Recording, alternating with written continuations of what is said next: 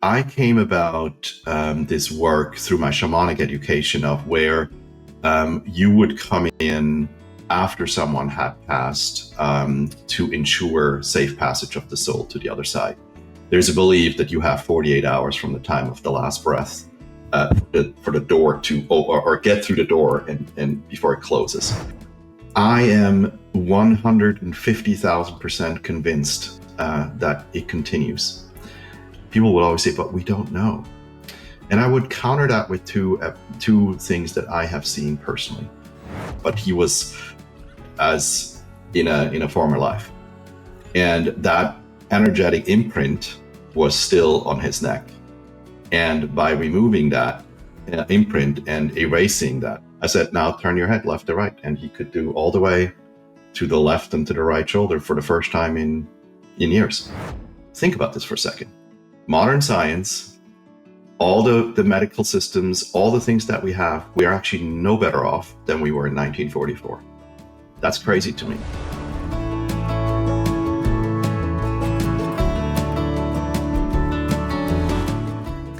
Hello, everyone, and welcome to another episode of Broken Beautiful Me, Stories of Hope, Gratitude, and Resilience. And this is our sacred space where we join together for soul deep healing. I am so fortunate today to have as our guest Simon Lüthi. Simon is a former corporate executive who nearly lost his life but found his soul. After surviving chronic illness and emotional collapse, he became the Rocket Shaman, a modern mystic whose story fuses ancient healing with real-world grit. He's the best-selling author of the electrifying new book, Becoming the Rocket Shaman, Lessons to Healing Chronic Illness, Emotional Pain, and Burnout When Nothing Else Works. And he's here to speak truth to a generation burned out by performance, poisoned by perfectionism, and starving for purpose. I just know by that intro, this is going to be a fantastic conversation. So timely for today's world. Welcome, Simon. Oh, Kelly, thank you so much for having me. I don't hear my own bios very often anymore, but when I do, it's always, I try to tune in to, am I still in this space, and when I get goosebumps, when I hear my own story, I'm like, okay, you're still doing your life's purpose. You're still doing the things. And I just appreciate you saying that we create sacred space. We'll probably talk a little bit now during the interview, what that means for me, but just opening this container of sacred space. So just thank you for having me, and hi, everyone listening out there. I'm so pleased to be here. Oh, thank you. So your journey from Wall Street's high pressure world to a deep path of healing and a shamanic practice is both surprising and inspiring. So looking back, can you explain to our audience what first called you to step away from your old life and how you realized that, okay, I'm being called to transform? Yeah, great question. And of course, I will say it took me a while to finally realize that I was not on my soul path. And, we talked in the green room a little bit about, the fact sometimes the universe kind of hits us over the head and say, hey, knucklehead, did you not get the first message? Do you really need another message? And then, sometimes a third message. So in my case, that was certainly, the case. I had, when I really think back, I've had 3 near-death experiences starting at the age of 3 until the age of 18. And then I had an autoimmune or chronic mystery illness in, when was that, 2015. And then you throw cancer on top in 2020. But to answer your question, I think my wake-up year was definitely in my mid-40s, distinguished career, corporate strategist, climbed the ladder, did it all. And I found myself coming back from a trip to the Dominican Republic with my son, all of a sudden having aches and pains. And I could, after a couple of months, could not get out of bed. I was so inflamed, everything swollen shut. And that was sort of my first, what's going on. And of course, like many of us, probably you can relate to this. You have something going on. You seek the top doctors, the top clinics. In my case, I was blessed that I was living in a city where supposedly there was the top clinic, and I know they help many. In my case, I think the rheumatologist was kind of, pulling at straws. And they finally gave me a diagnosis. I think it's called a seronegative inflammatory arthritis. It's basically a eloquent way of saying, we actually don't know what's going on with you, but you're inflamed. And he was going to put me on malaria medication. Wow. And something deep down was like, interesting. And then he said the most profound thing that he probably doesn't even realize. Hopefully at one point he listens to one of these podcasts, because I do talk about him often. He says, you need to go see an ophthalmologist because there is a small chance of the side effects that you could go blind. Think about this for a moment. Nothing works. And now somebody says, oh, but, worst case, you could go blind from this. And I'm like, But that was really the phrase I needed to hear, right? It was like, okay, if I could go blind and I can't get out of bed, like, who will I be at the end of this journey? So in my case, I was looking at the root cause of what is actually making me ill in the first place. And that's so hard, and finally found help in Germany. And mind you, I was still as that corporate executive. I was involved in church. I was doing all the things that you do. I lived the American dream. And my brother suggested I should go see Alberto Villoldo. He is a anthropologist turned neo-shaman, wrote many best-selling books, and he had a program called Grow a New Body that was in Germany. And the notion of that was detoxing, supplementation, change of diet, and energy medicine. I had never heard of energy medicine before, but I was, I think, desperate enough to try something new because the old ways didn't work. So I found my way into Germany and had my first treatment with a shaman there. And that is kind of, I think, to answer your question, when things started to open up. And I was like, wow, okay, I feel different. This feels strange. But again, in this moment of sacred container and sacred space, how much of myself would start to break open and break free that was going to be, revealed over the next few years. And so I would call that one of my very first, and in the book I write about this, existential guideposts. Really a question about, what am I doing in this world and why? And the question that I've asked was not, why is this happening to me, but why is this happening for me? I think I knew deep down something is not in congruence. This illness shows up to point me in the right direction, and it's time for some changes.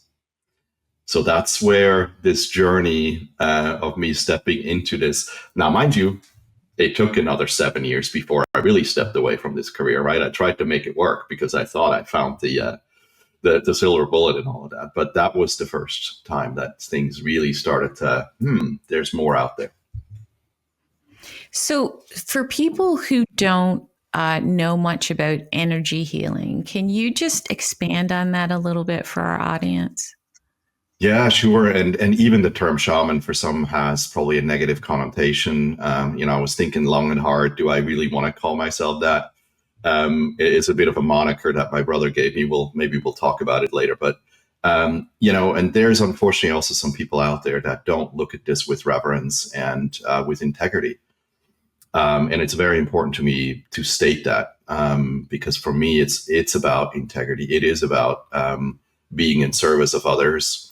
And a shaman really is nothing more than, I think it's translated loosely, the one who sees or the one who knows. And it goes back thousands of years, right? Think about this for a moment.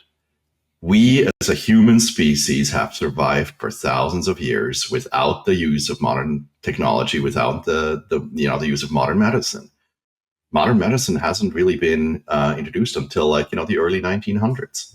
So yes, if you had a cut or you broke a leg, that was really bad back then, right? That's almost a death sentence at the time. But there's so many other things that, that we actually knew about longevity and about being in, I guess, also in in communion with nature and Mother Earth. So energy medicine has really the belief that we have an energetic body outside of the physical body. So there is an emotional body, there is an intellectual body, there's a spiritual body. And so some people will call it as an aura or an energetic field. Maybe the best way to, just for those of you that are feeling, oh man, this is kind of strange, I can't even put my head around. You probably have had a situation where you met someone and they came really close to you. So they stood kind of in your private space. You go, get out of my space, but they're not in your space, but they are, right? And so if you think about that, we have these invisible bodies outside of our physical bodies. And when they start to touch, this can be 20 inches, this can be, 80 inches, this can be a couple of feet. You will know instantly whether you like this person or you don't like this person, whether you vibe with this person or you don't vibe with this person, because you pick up their energetic frequency. And so energy medicine really believes that we have trauma stored and things stored in our energetic bodies that impact the physical wellness and well-being as well. And by removing and or changing this, you can become healthy again afterwards. And of course, stay with me. I'm going to go a little woo-woo with you here. The belief is also that you can go generations back. So generational trauma, stuff that may have happened to your great-great-great-grandfather that you don't even know about. The science calls it epigenetic, like the unexplainable things that are in your body that all of a sudden show up. There's no rhyme or reason why this is there. And so it's really, I guess in shamanism, you also deal with and work with generational trauma and patterns and really heal. We say time isn't linear, time is circular, so you can travel back in time and forward in time. I know this concept is somewhat strange, but I have now seen hundreds of clients. I've seen so much in this work, and I still feel like I know probably only 5% of what is really possible. But I was so fascinated by this first treatment of like, what are they doing? And it actually seems to be shifting something, that I was curious enough to then start my education. And they always say, once the student is ready, the teacher shows up. And that was certainly the truth in my case. Oh, that's so wonderful. And I love that we are having more conversations about energy healing, intergenerational trauma. I've had several people on the podcast for this season, and we've had these kinds of conversations, and it's so timely. It's so important for us to understand that there are many different ways that we can heal.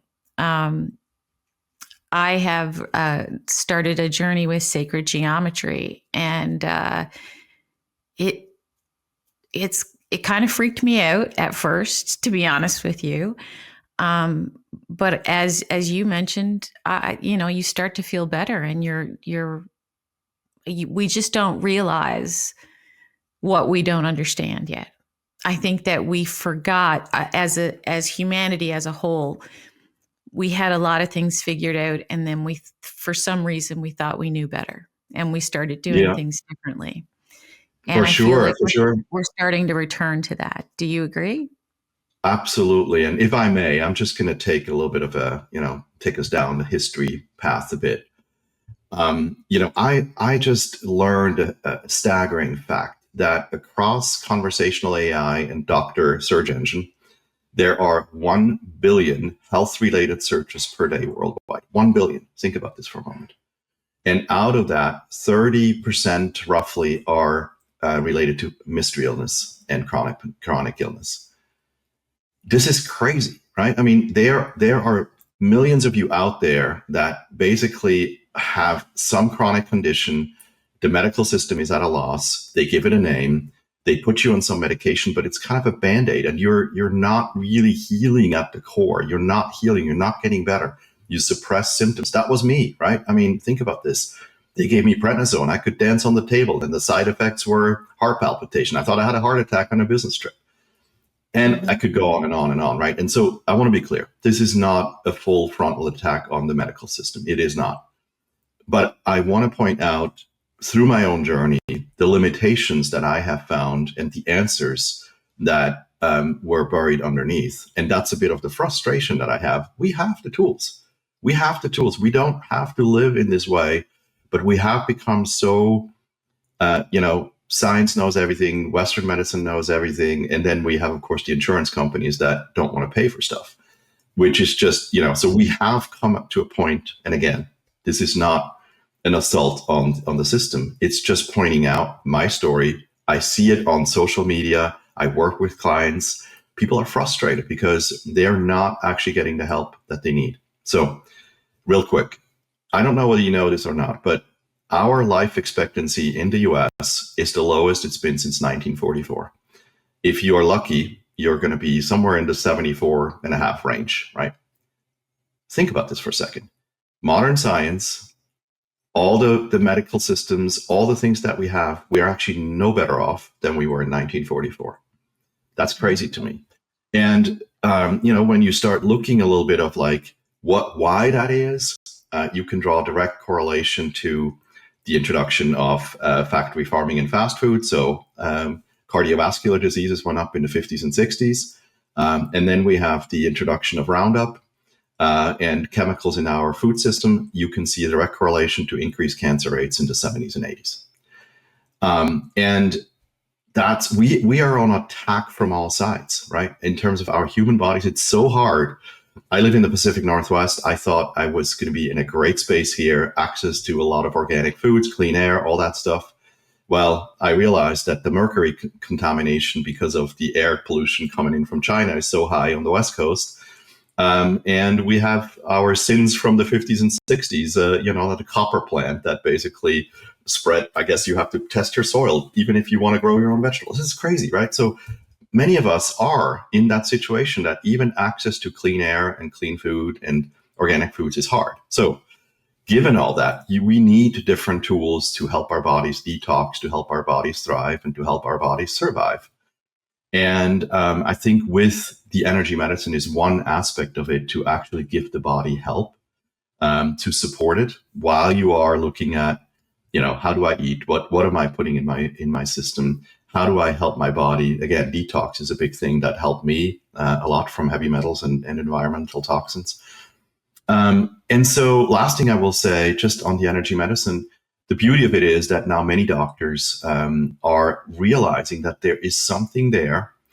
There's a study, I think, from a doctor, I can't remember his name, but a doctor in Chicago that started to have a Reiki practitioner as part of the surgery.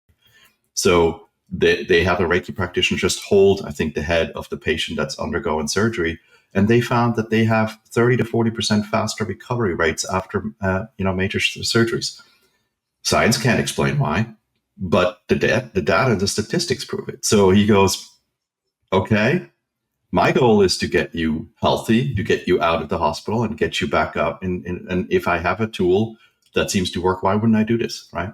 So the question is, why aren't we doing this more often as we have surgery and faster recovery? Because that will be a beautiful thing, no?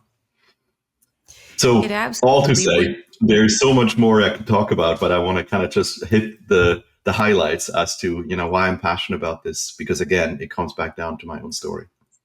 Mm-hmm.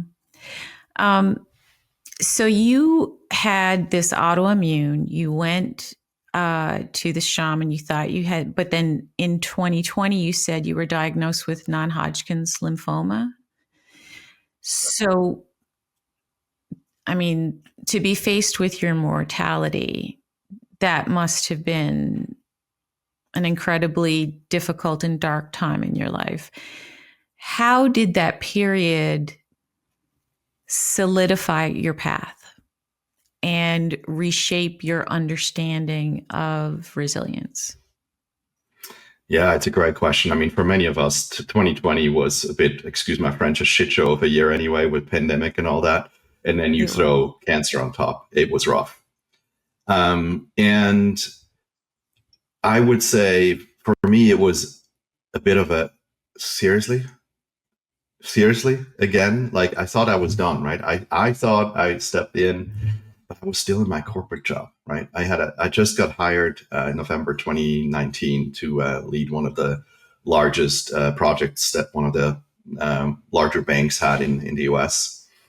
And in all intents and purposes, I made it, right? I made it to the top. I had a good paying job. I was recognized for my achievements.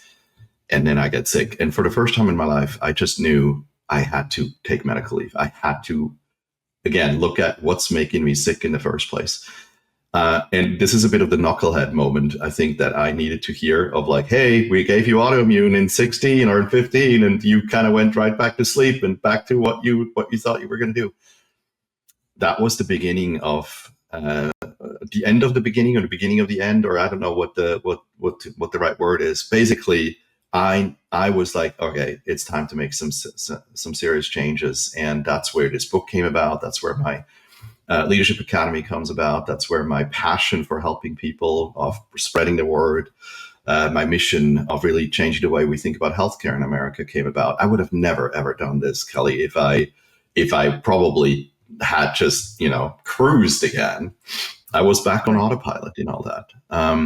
But it was a really, really, really, really rough year to kind of having to go through this again. And I will share something else, right? So when you are faced with a terminal illness, yes, you are going, okay, so you take stock. I'm in my early 50s. In fact, I had just turned 50. And you go, was that it? Was that really it? And, I have now gotten certified as an end-of-life doula as well. Maybe if we have time, we'll chat about this for a sec. But regrets at the end of the life is what ails many.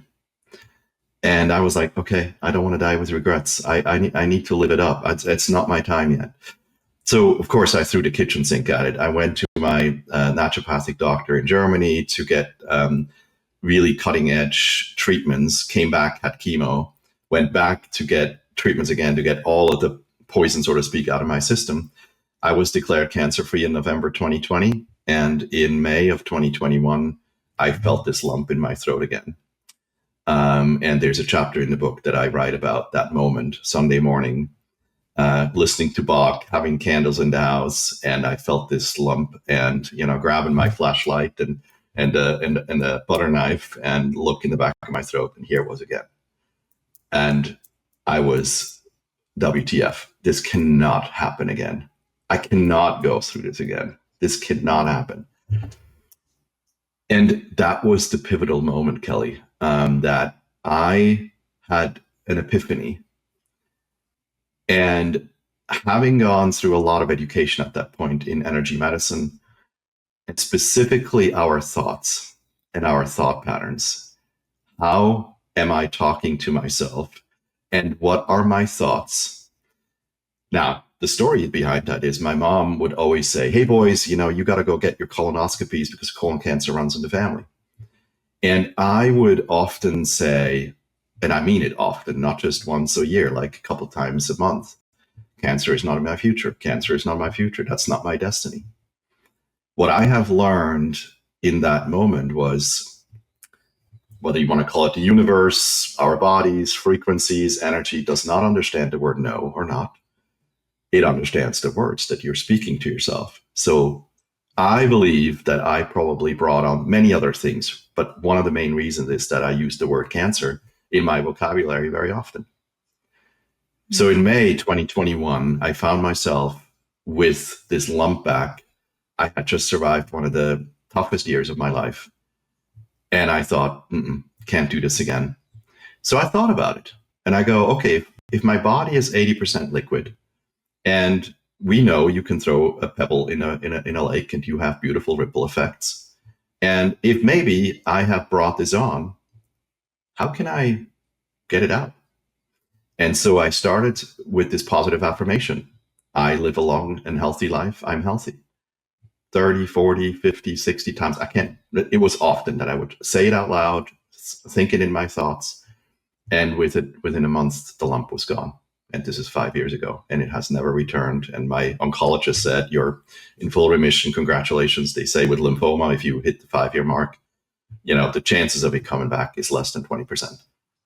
So that's been my pivotal moment of positive affirmations and the power we have in anything you do, whether this is job, whether this is love, whether this is health, whether this is your personal life. Think positive, people. Put positive thoughts in your mind and try it out. Like that to me, I think is the most powerful. And Kelly, I love and appreciate this about you as well, that you, after what you went through, talk about positivity and positive thoughts. And I think especially in this world, in this fear-based world, and there's so much negativity and hatred, stay positive because it will change your life. Absolutely. And, I don't know if you can remember the moment, but I can remember the moment when I changed my internal conversation with myself, and everything changed around me after that. Once I became aware of what I was saying to myself as I was getting ready in the morning for work or whatever I was doing, I realized that I was crapping all over myself before I even got out the door. Yeah. And I mean, that's a simple example. That's before kind of Stephen passed, and I was looking at, this was just like my toe was in the water with in terms of positive affirmations and the power of them. But when I realized, I was like, oh my gosh, I mean, you wouldn't talk to your worst enemy on the street like this. And you are talking to yourself like this every single day. I mean, how can that not breed disease, Right. dis-ease? Yeah. Right. Yeah. I was just gonna, add to that. Two things. One, I think in the Bible it says, "Love thy neighbor like thyself," and I always understood this to be, you got to take care of everybody else, and then you come second, right? But if you actually read it, love thy neighbor like thyself, so that would assume that you love yourself. Right. But for many of us, that's really hard, right? Like, okay, well, and then we get older, wrinkles and this and that, and I'm too fat, and I'm too this, and you look in the mirror, and that's, I think, at the core of a lot of what's going on with us, right? My dad would always say, we come in this world alone and we leave alone. What we do in between is up to us, right? And of course, we are bombarded with expectations and with family upbringings and dynamics and all that stuff. But the choice we have about talking lovingly to us, to me, to you, in the way, look in the mirror. And I learned this through the beautiful work of Louise Hay. She's been an amazing trailblazer in that space of positive affirmations. And she has a course in mirror work where you actually look at yourself in the mirror and you are giving yourself the positive affirmations. And that was one of the guideposts, again, a friend of mine suggested. I had never heard of her before during my autoimmune. And that kind of sent me down this path of like, wow, this seems to resonate. And it works. But it does take a bit of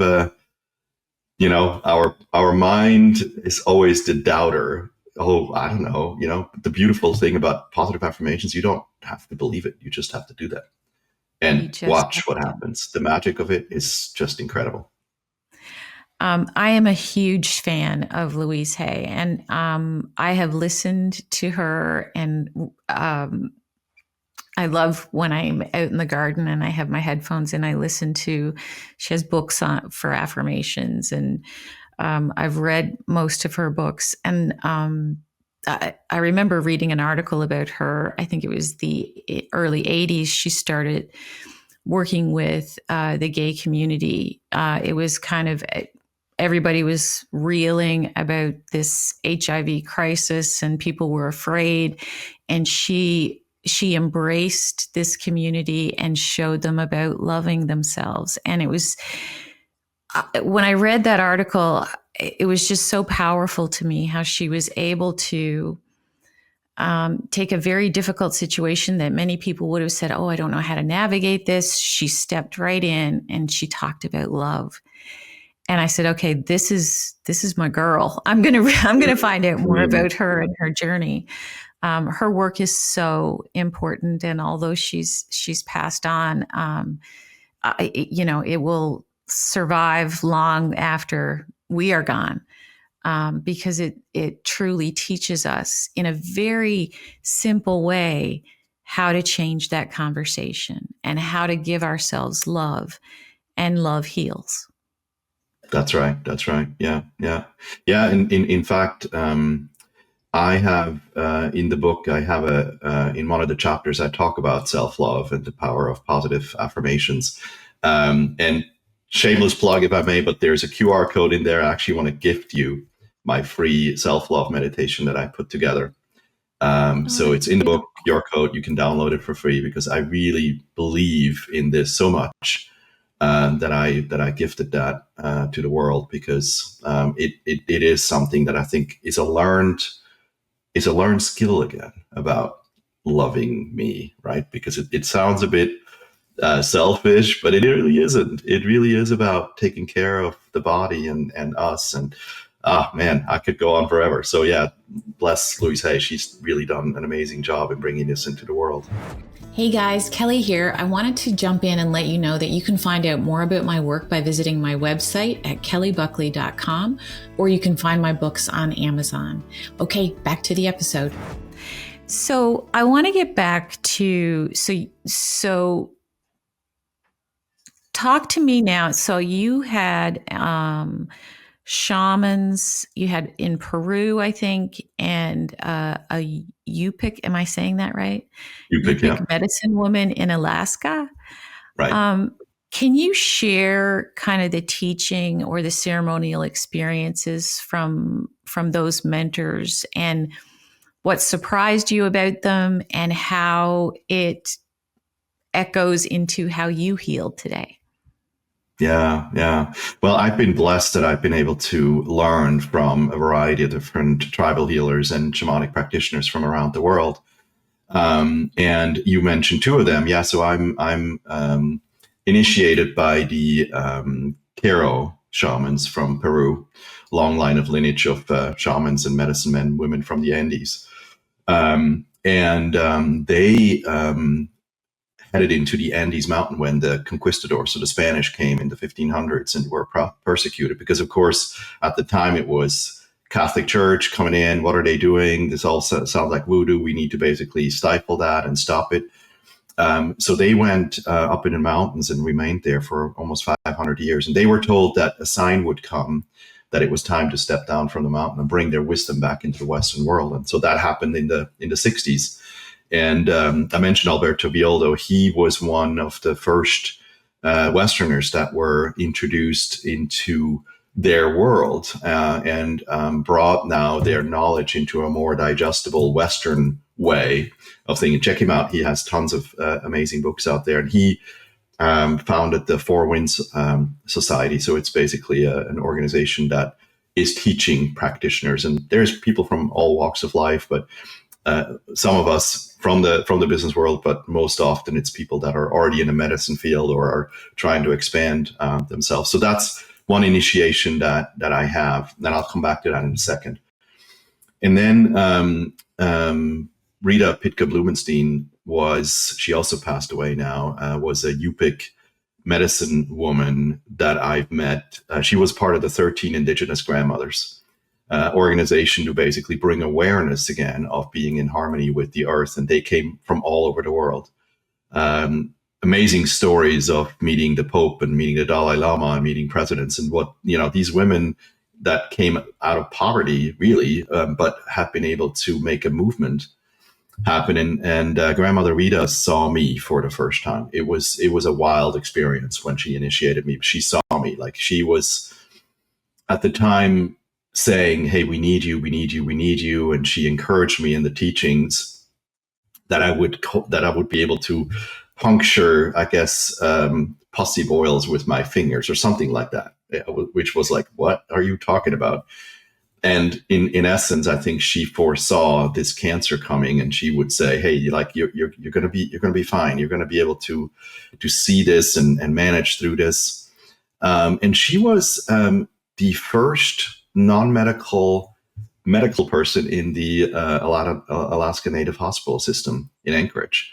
And so they, after many years of feeling like, okay, no, only Western, we actually come back to the tribal medicine and allowed her to be. So she was a midwife, and she never actually had a proper education.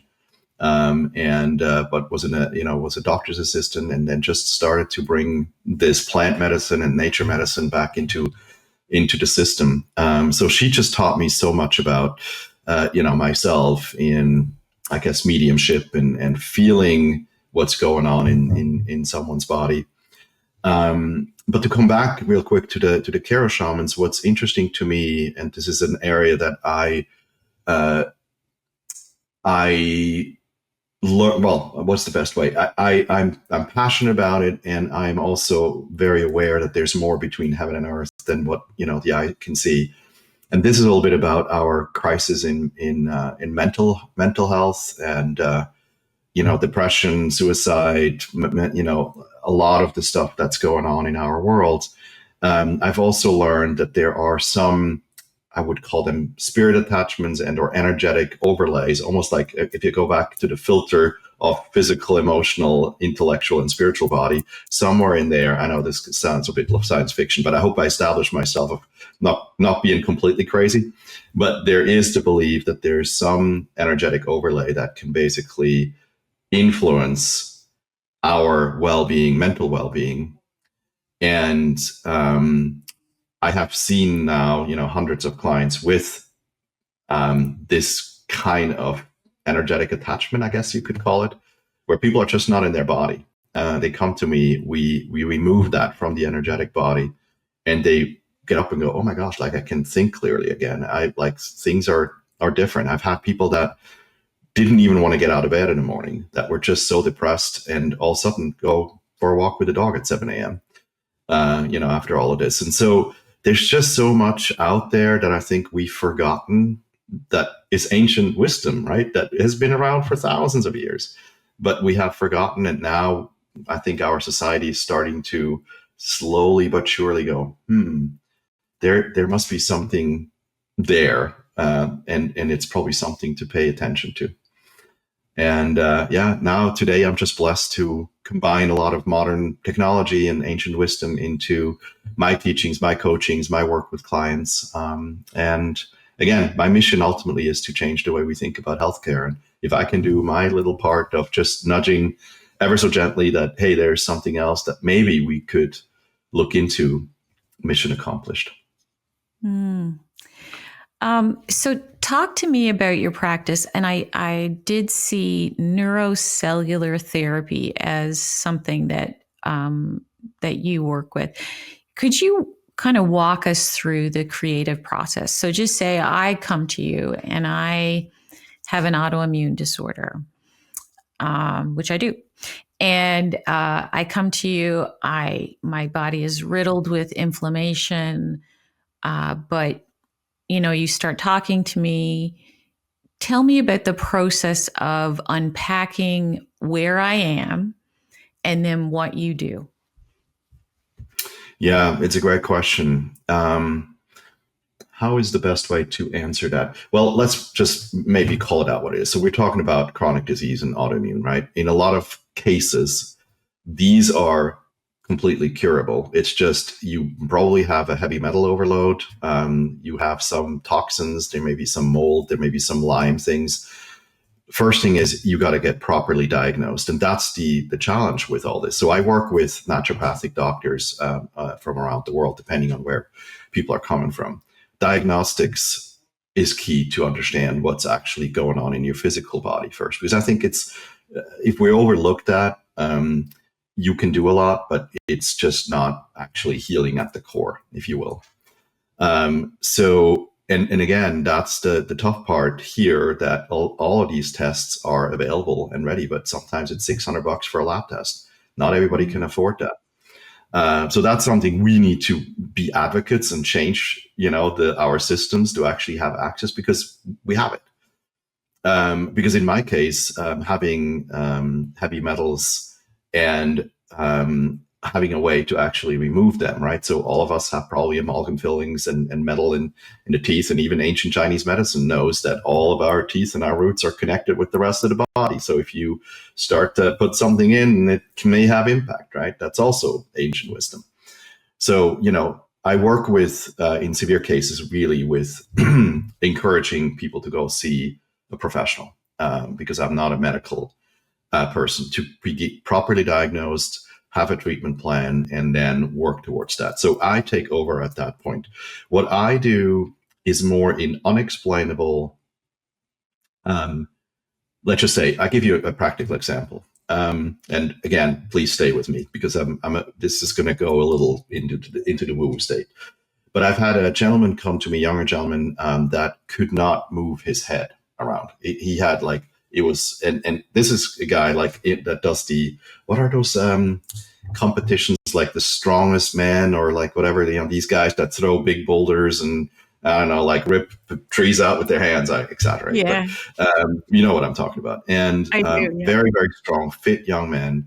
And he could not move his neck or his head like more than a couple degrees left to right. Has seen everybody, x-rays, chiropractor, osteopath, you name it. And by the time people come to me, it's usually, they've seen 4 or 5 people already, and everybody says, we don't know what's going on. And so in his particular case, I could see a past life episode. And again, you may want to turn this down if you're prone to violence of stuff, but he was beheaded as in a former life. And that energetic imprint was still on his neck. And by removing that imprint and erasing that, and I know it sounds science fiction again, stay with me, but you can remove these energetic imprints from someone. And so then when I was done, this took, 15 minutes or so. I said, now turn your head left to right. And he could do all the way to the left and to the right shoulder for the first time in years. Nobody could figure it out.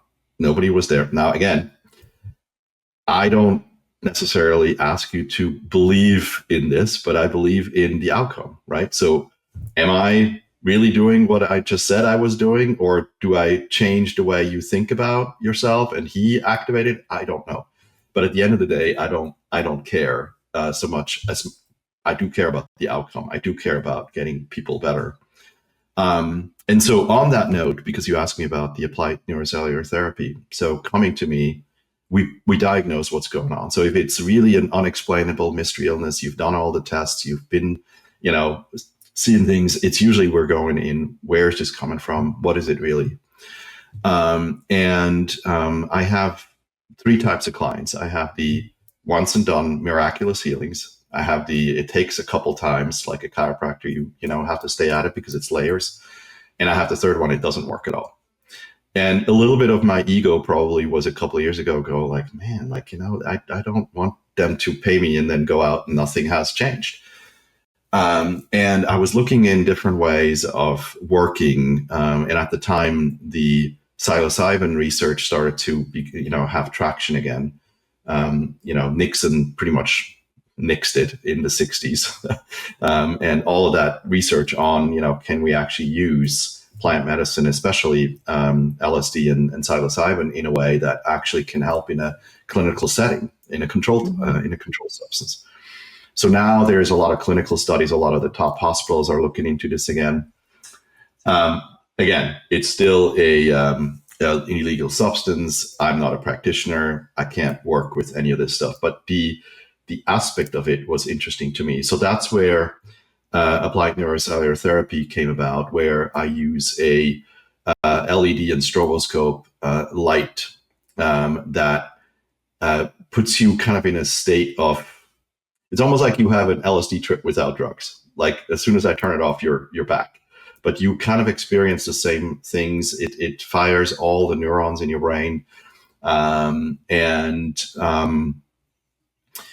it activates your pineal gland. And it seemed like when I put people under for about 20 minutes or so, I can sever the neurological pathways from the biological cell body long enough that I can go in and go deeper on removing these blockages, past life stuff, traumas that are there.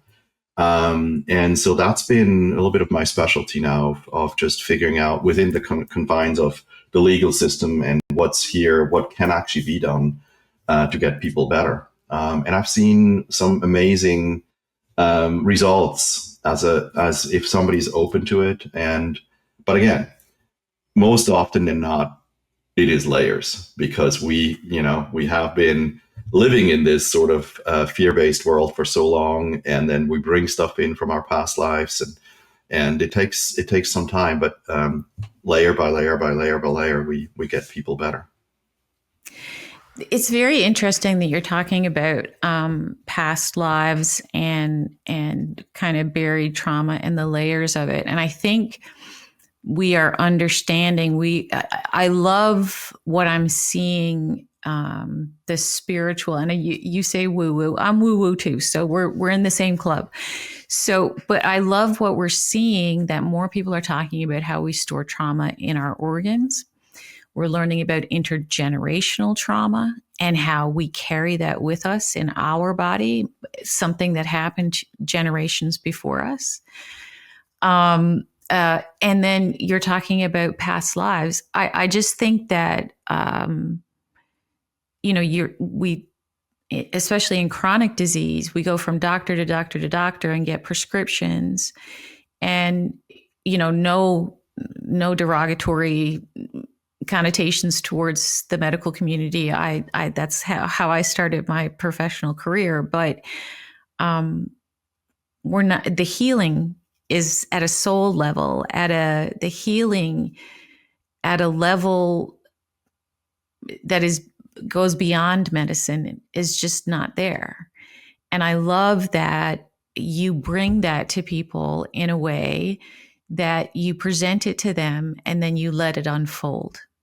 You let it unfold as they're ready, as the layers, as they peel back the layers, because it takes a lot of time for us to put those layers on. It took years for me to put all my layers on. And so it's going to take some time to peel them back and to get back to that essence of self at a soul level, isn't it? Yeah, absolutely. And I say often that, when people come to see me, that the person that's on my table is the car, the driver, and the GPS. I'm just the key that turns it on. Right. When it literally is about, that we have more power as individuals, but we outsource that power to doctors, to other people. Even people come to me, I'm like, I'm not the one that's going to heal you. You are the one that is actually going to do this. I'm just going to turn it on so that you can, go on your way. But yeah, so it's just been such a magical journey. And I come back to this sacred space. I love this so much when you said about, we're creating sacred space here, because that's what I create in every healing session with any interaction. There is an intimate moment of realizing and facing some of these traumatic events that we have, right? You think about family expectations and things. We go through life sometimes with these masks, with these burdens, with these survival techniques. And when you wake up and you know you're living somebody else's story, there is a magical moment when that happens, right? When you go, oh wow, like I actually have been hearing my mom's voice in my head, my dad's voice in my head, or my ex or whoever. Like, you're living sometimes somebody else's story, and realizing that. And then and I love this sentence, Alberto says this all the time: you can dream your life into being. And that is where the magic happens, I think, when you start to realize that you have way more power inside of you to redirect, course correct, and start your North Star again into direction of where you feel your soul is calling you all your life, right? So to go back to my illnesses, I knew I was supposed to be doing this, right? This is probably something I've done in past lives as well. I just took a slight detour.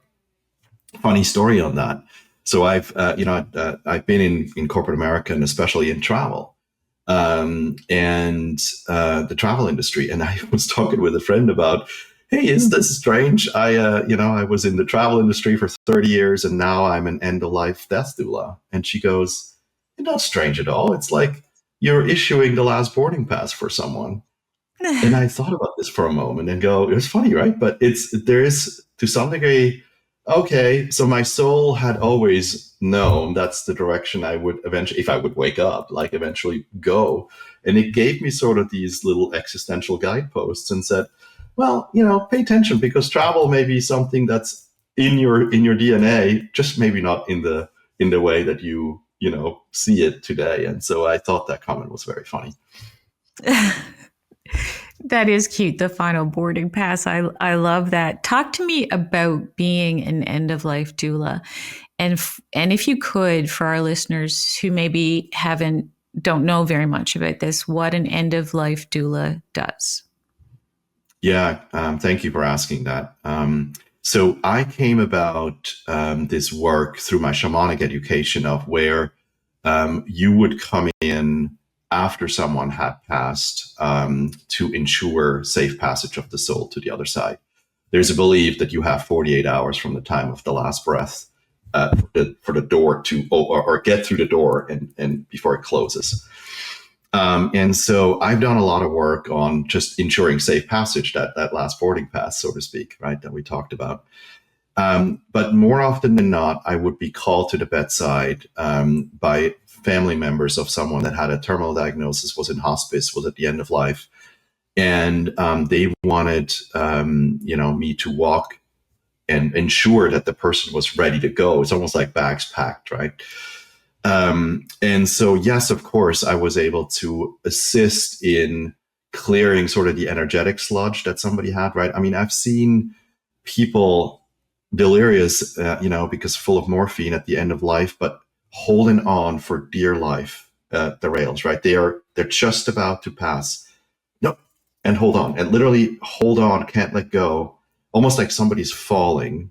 And I would describe it as regret. Oh my gosh, I can't go yet. And then of course you put the fear of our society on top. Oh, you're a sinner, you're going to go to hell, all that stuff that goes in. So it's not a peaceful passing. It's actually a painful passing because there's fear going in, right? But we now know that there's so many messages of near-death experiences, of seeing the light, feeling the peace. So I personally am looking forward. I'm not looking forward tomorrow, but when the time comes, to grab my boarding pass and go.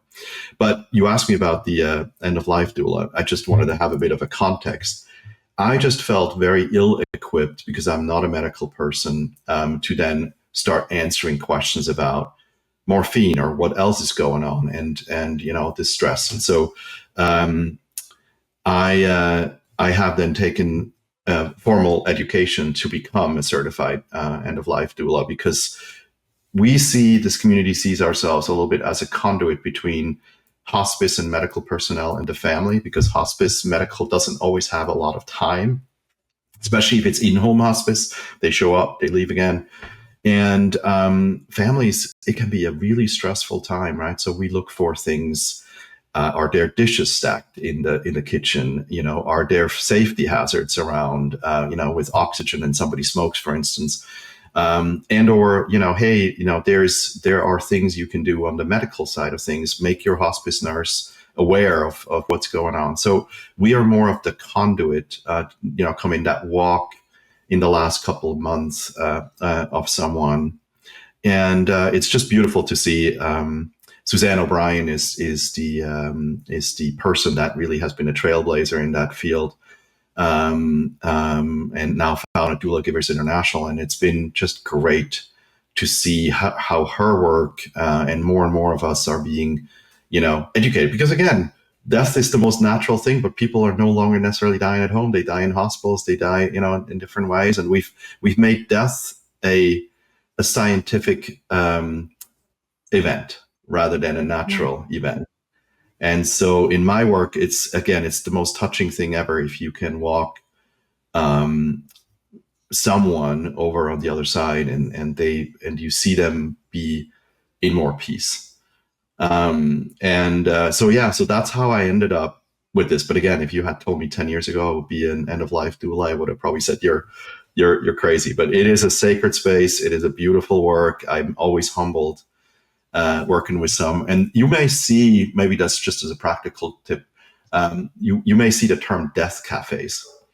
And it is a term that's being used by the community to educate. So in a lot of libraries, you may have an end-of-life doula that does death cafes. And what they are is, a month, once a month, twice a month, educational seminars about what to expect when someone dies. And if you're a family member, it's hard, right? We are not educated. We're not, there's many books out there now, and you overlay that with the grief and the emotional aspect of all of that. It's hard. And so know that there are people out there that can help you navigate through all of that. And that's the beauty of this organization.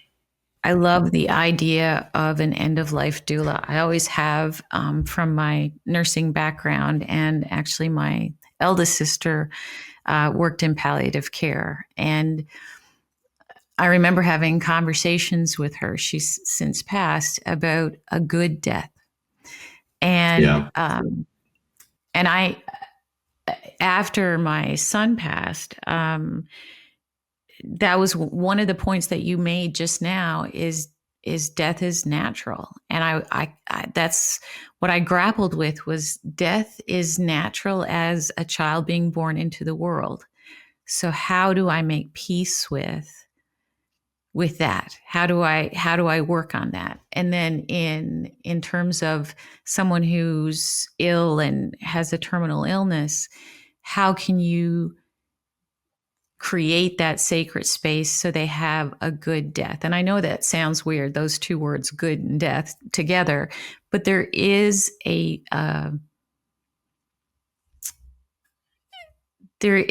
that space you can create where people can feel peaceful, where they can let go of those fears, where you can work with the family so that I just think it's such an important role, because there are things that happen at the end of life that are very disconcerting for people who don't have a medical background.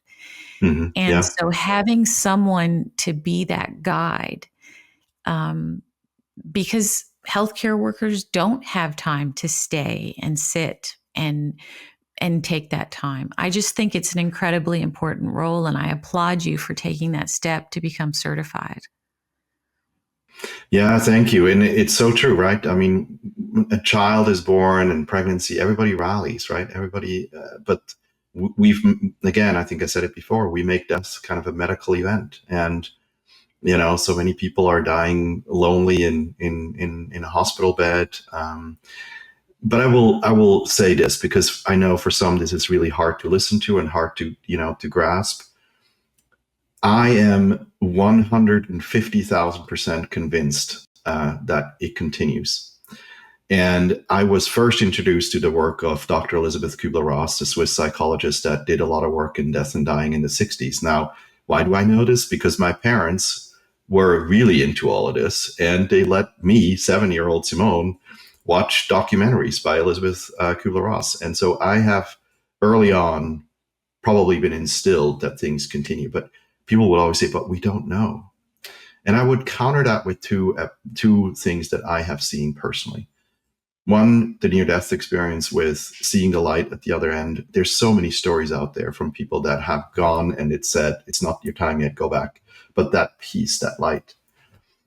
And I have seen it with the death of my own mom, how messengers from the other side would come. The day that she passed away, I had this robin come and grab, like, at this windows closed, and we all have these screens right around for insects and flies and mosquitoes. This robin comes and grabs the screen on the side of my living room window and goes duk duk duk duk duk, and hits the, almost like her coming to say, hey, I'm here, everything is good. And that same bird, for about 2 months, would come sit at the railing outside of my front door, and I have one of those like L-shaped like window panes around the front door, and come and knock against the window pane, sit back down, knock against the window pane, sit back down. And my Ring camera actually, took videos of it. And it went on until I went outside and called my mom by her first name and said, hey, thank you, I see you, love you. And a good friend of mine who's a medium, he will always remind us birds, especially robins, are messengers from the other side. As they show up, they come and they say, I love you, I'm still here, and things are okay. And from the moment that I acknowledged her, she disappeared and never came back. So, and I tell this story, and then you hear people say, oh my gosh, yeah, I have a similar story, and I've seen something like this as well. And I know we're almost out of time. Last thing I'll say on this particular individual that I've mentioned that, couldn't let go and held on for dear life. He relaxed after I was done with this work. He passed, I think, 12 hours later. And his widow would call me a couple of days later and said, I have to share this with you. But the only thing she kept when they came in and grabbed the body was the pillow he was on, and wanted to have something with her in bed. And she said, the pillow emanates these, almost like a disco ball, these colorful lights coming out of this pillow. She's like, I can't, like, you can't photograph it, but I see it. And then in that 48 hours, she's like, it almost like a dimmer switch goes, and it goes lighter and lighter and lighter, and then it was gone. You tell me, right? I'll let you, I'm looking at you, Kelly, but our listeners out there, you would be the judge of this. I am so convinced that it continues, and we're just on this life for whatever purpose we have, and we go back to source, and we regroup and come back. And so, yeah, there's nothing to fear. There is nothing to fear. And I will tell you, I had so many signs myself after Stephen passed away. Not only me, my entire family, where we were like, at first we didn't really know what to do with it. It just seemed unusual. And then, am I grasping for something because I'm in such deep grief? But then we got to the point that we were like, okay, well, there's just no other way to explain why this is happening. And we felt such a beautiful peace having those signs show up in our life.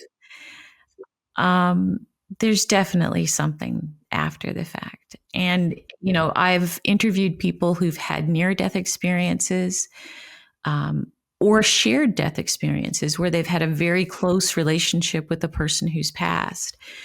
And I just think there's so much that we don't understand, that people like you are trying to help us understand, that can give us such a great peace. Life is not always easy, especially when we don't realize that there's magic all around us. And there is. So I thank you so much for the work that you're doing, because it's incredibly important. Thank you, Kelly. Thank you for your platform and the sacred space you're creating for people like us to share a bit of hope and love in a world that needs it. A world that certainly needs it. And we're going to keep talking about it.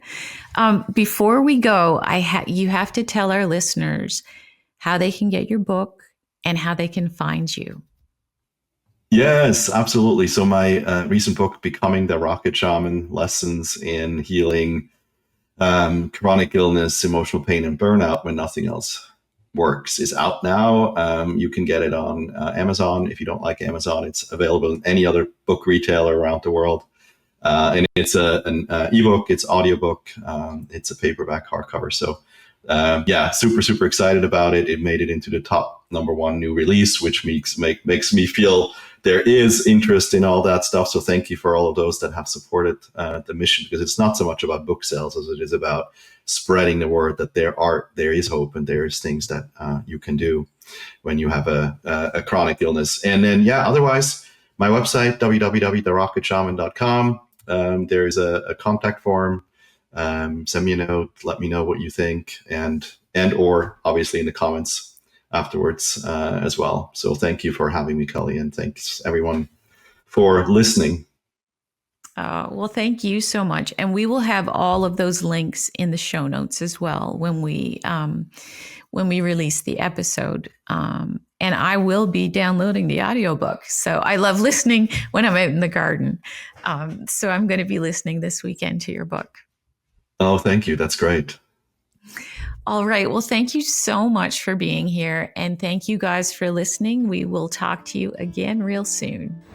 Thank you for joining me today on Broken Beautiful Me. I hope you found today's episode inspiring and insightful. Remember, every scar tells a story, and every story has the power to heal. If you enjoyed this episode, please make sure to subscribe to the podcast on your favorite platform so you never miss an episode. Your support means the world to me, and it helps spread the message of hope and resilience to more people like us. Don't forget to leave a review and share this podcast with your friends and family. Together, we can create a community of strength and beauty in our brokenness. Until next time, stay strong, stay beautiful, and keep shining.